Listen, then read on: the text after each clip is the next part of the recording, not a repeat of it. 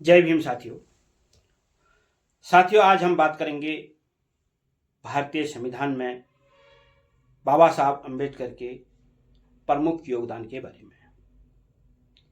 साथियों, doctor B R Ambedkar के लिए मैंने एक उक्ति तैयार की है। वह उक्ति है, चुनौती कड़ी, डॉक्टर बी आर अम्बेडकर ने शानदार लड़ी। जी हाँ साथियों, इन्हीं वक्तव्यों के साथ मैं आगे बढ़ता हूं। भारत के संविधान में उनके प्रमुख योगदान। भारतीय संविधान भारत देश विभिन्न संप्रदायों, अनेक जातियों और धर्मों में बटा हुआ देश था। जैसे कहेंगे कि अनेकता में एकता का संदेश देने वाला देश हमारा। इस प्रकार बहुत सारी चुनौतियों के साथ उन्होंने संविधान का जो निर्माण किया, उस पर कुछ बिंदुओं को मैं आपके सामने रखता हूं। पहला बिंदु है संविधान सभा की प्रारूप समिति के अध्यक्ष। वह संविधान सभा के प्रारूप समिति के अध्यक्ष से 29 अगस्त 1947 को उन्हें संविधान सभा की प्रारूप समिति का अध्यक्ष बनाया गया। साथियों, इस भूमिका में उन्होंने जो अपना गहन अध्ययन किया और विश्लेषण के साथ जो संविधान तैयार किया, वह किसी चुनौती से कम नहीं था। अगला बिंदु आता है सामाजिक न्याय और समता के सिद्धांत।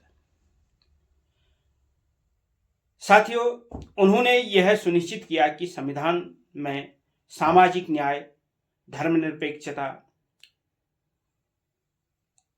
मौलिक अधिकार, महिला अधिकार और कमजोर वर्ग के लिए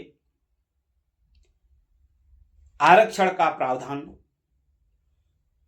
उस पर सटीक तरीके से काम करना है।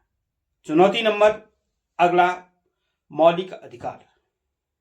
डॉक्टर बी आर अम्बेडकर मौलिक अधिकारों का समावेश बहुत ही शानदार तरीके से किया।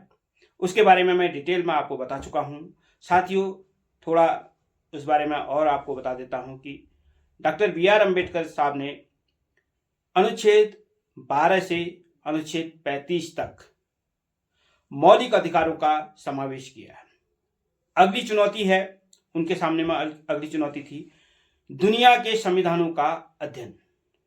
बहुत ही महत्वपूर्ण काम था ये और बहुत ही चुनौतीपूर्ण कार्य था, जिस पर डॉक्टर बी आर अम्बेडकर खरे उतरे।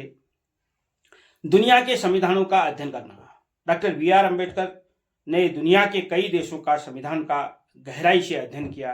कनाडा हो गया, अमेरिका हो गया, इंग्लैंड हो गया, रूस हो गया और अन्य देशों, अरब कंट्रियों में जो देश हैं, उन सभी देशों का संविधान का गहनता से अध्ययन किया और उनमें से जो बहुत ही मैं कहूँगा कि लाजवाब चीज़ों को जो है तो उन्होंने हमारे संविधान में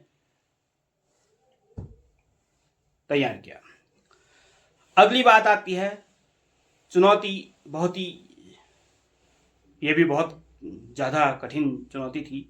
साथियों, संघीय ढांचा और संसदीय प्रणाली। हमारे संविधान में जो है तो उन्होंने भारत के लिए एक संघीय प्रणाली की कल्पना की, जिसमें केंद्र और राज्य के बीच शक्तियों का बंटवारा हो। उन्होंने संघीय प्रणाली को अपनाने की सिफारिश की, जिसमें सरकार जनता के प्रति जवाबदेह रहती है। चुनौती नंबर अगली है, उन्होंने संविधान को केवल कानूनी दस्तावेज नहीं, एक सामाजिक परिवर्तन का उपकरण भी बनाया।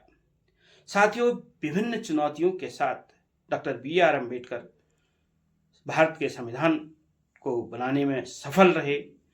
इसके लिए हम सभी डॉक्टर बी आर अम्बेडकर साहब का धन्यवाद करते हैं।